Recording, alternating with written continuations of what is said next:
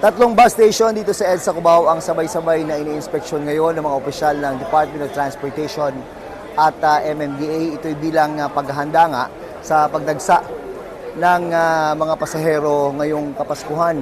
Kasabay ng inspeksyon ay nagsasagawa rin ng random drug test.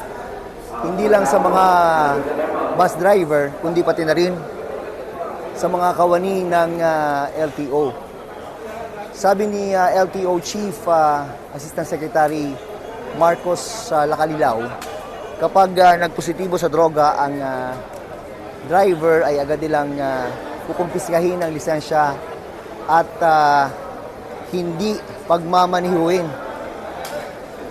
Sa tala ng MMDA, nung nakaraang Lunes ay umabot sa 437,000 ang mga sasakyan na dumaan sa EDSA. Pinakamalaking bilang yan o pinakamaraming bilang yan ngayong taon.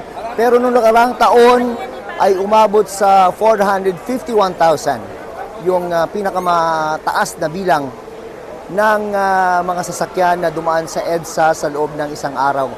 Pero sabi ng MMDA, inaasahan nila na ngayong taong ito ay malalampasan pa yung bilang na yan na 451,000.